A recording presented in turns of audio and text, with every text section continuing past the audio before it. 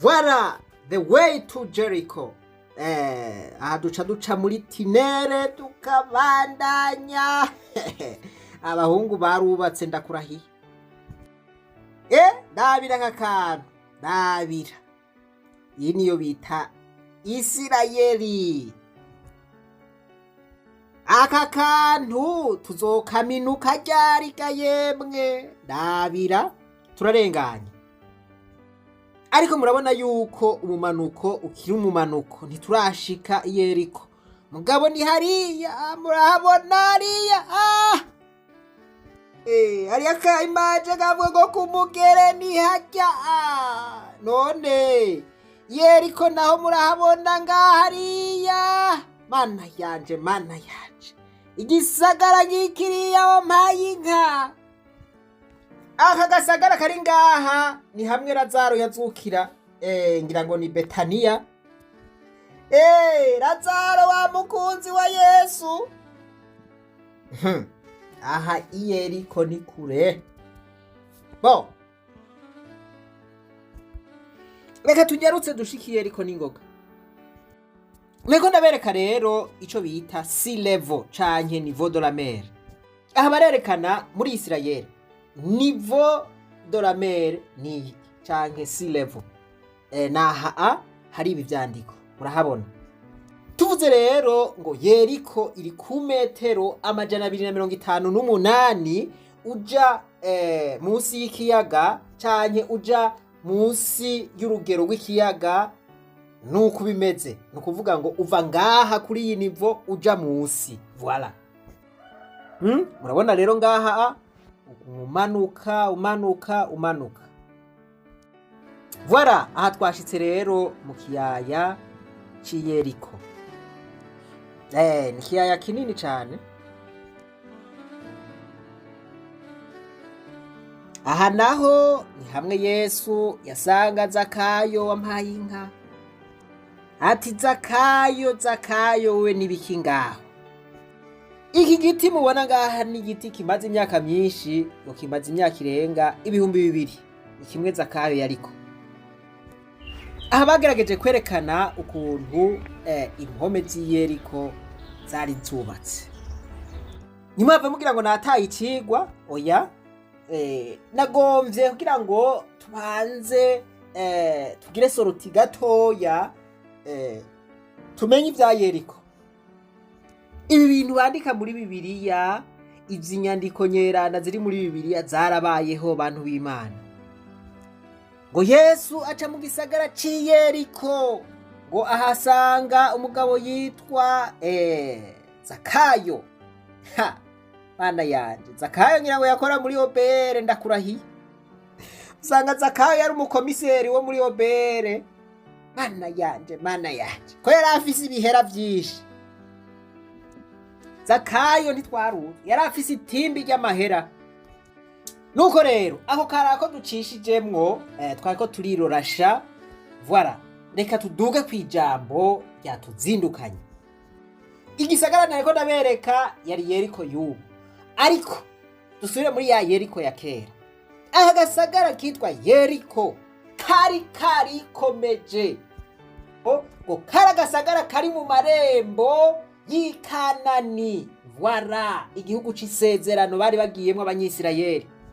Ngo kara gasagara kari fertile, nukuvuga ngo kara gasagara kamera cane. Haravindya. Voilà, ngo kara gasagara gatunze. Abantu baho ngo bari abantu bifise, nta muntu yabaho nabi. Na Bibiliya iravuga ngo hari ivyamwa, hariyo ibiti vy'inazi, nukuvuga ngo ivyamwa by'ubwoko butandukanye vyariyo. Kuko niho hari n'amariba menshi cyane. Voilà, ya mariba y'Inegebu. Ikintu gitangaje rero ngaha, aka gasagara ki Yeriko ngo yari base militaire, nukuvuga ngo ivya gisirikare aha avyarakogwa neza. Nukuvuga ngo baragira imyitozo ikwiye ya gisirikare. Inzitiro zi Yeriko, nukuvuga ngo Yeriko yari ifise inzitiro zibi. Aha nagerageje kuvyerekana ku ifoto.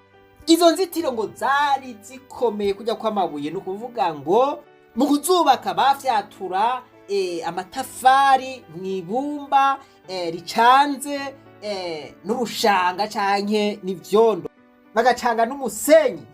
Byaba ari ibintu bikomeye cyane, babituriye ntiworonka isima yo bikomeye nk'uko byari bikomeye.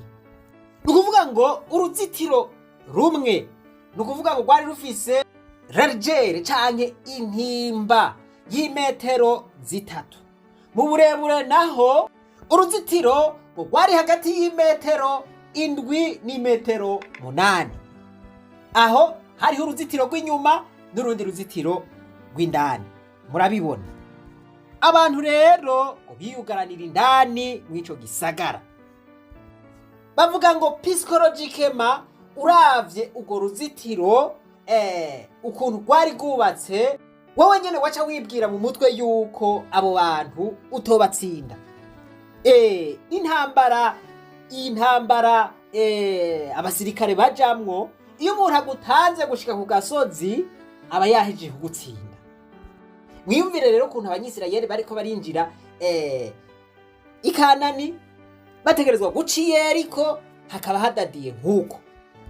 Abanyisirayeli rero ngo bashitse ngaha barabonye yuko naho bogira gute ico gisagara batogitsinda. Biravye bari munsi wamengo n'utunyegeri, bariko baraba inkome z'ico gisagara. Voilà. Abantu rero muri ico gisagara ngo bari barijajaye, bari babona yuko ku mutekano atawoba dadura, atawoba shobora, amahera bari bayafise, ico bagomba barakironka. Ivy'Imana baravuga bati Imana tuyikeneye kwiki. Voilà, umutekano turawufise, nta muntu n'umwe yoduhangara ngo ananare izi nzitiro wadushikire, ntibishoboka. Turafise ico dufungura, ibintu vyose turabifise. Bava ku Mana, Imana nayo birayibabaza. Baravuga bati twebwe aha twarikomeje, ntaco dukorako. Abanyisirayeli nabo barabibona kabisa, barabona yuko naho vyogenda ico gihe nta marokete yariho. Voilà, nta bibombe vyariho vyositura igisagara canke ahantu hameze nk'uku. Imana rero niko gucibwira Yosuwa ati nuko bimeze hanya ntimwo bashobora, mwebwe nimwironderera amahembe, mwironderere n'inzamba. Voilà, mukora ico ndababwiye, muzunguruke igisagara c'i Yeriko imisi 6, ku munsi muzunguruka rimwe, ku munsi ugira ndwi muce muzunguruka ico gisagara incuro 7. Muhejeje muce muvuza kamo, muvuze za ndumbeta, muvuze ya mahembe. Voilà, hanyuma ico gisagara kizoca kigwa. Voilà, ngo batavuga barazunguruka Yeriko. Ahantu ndakunda cane, umunsi wa mbere barazunguruka bihoreye atanukura kwijambo. Voilà, wabanyeyeriko nabo bariko barabaraba. Voilà, babaraba nk'utunyegeri hariya, bitwengera batera bijya bijuju ivyo biriko biragira abasha. Voilà, agahemo, akagaye, ibiki, agasuzuguro. Ati bajya abantu mwebwe mubona bakomeye mu mitwe. Inkuru ni ndende, reka mvunagure mu majambo make. Bamaze kugira bimwe Imana yababwiye, Yeriko ikirahenuka. Abanyisirayeli babatsinze uko. Yosuwa ngo aca aravuma Yeriko ati umuntu azokubaka Yeriko azobure umwana w'imfura. Ati uzoshirako amarembo azobure umwana wiwe umuhererezi.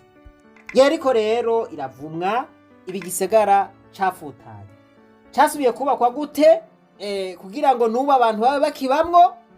Ikibazo ciyumvira uti none ko Yosuwa yari yakivumye, umuvumo wobandanya no ku bantu bakibamwo kino gihe.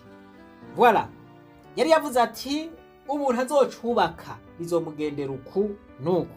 Rero kugira ngo abantu basubire kukibamwo nguko vyagenze, tubisanga mu bami ba mbere igice ca 16 ku murongo wa 34 haravuga ngo kandi ku ngoma yiwe niho Hiyeri wi Beteri yubaka Iyeriko, acubaka itanguriro ryaho, ni ukuvuga ngo fondasiyo, abura umwana wiwe w'imfura yitwa Abiramu, maze agitera ibikingi vy'amarembo yaho, abura umwana wiwe w'umuhererezi yitwa Segubu, nk'uko ijambo ry'Uhoraho ryavuze arivugiye mu kanwa ka Yosuwa mwene Nuni.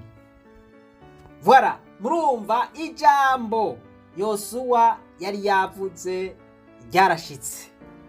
Voilà, uwo muntu yagize umugambi wo gusubira kubaka ico gisagara. Murumva ivyamubayeko bimwe nyene Imana yari yacishije muri Yosuwa iraba. Gushika ubu rero abantu bakibamwo icese, barasubiye baracubaka kuko ubuhanuzi bwaza bwashitse.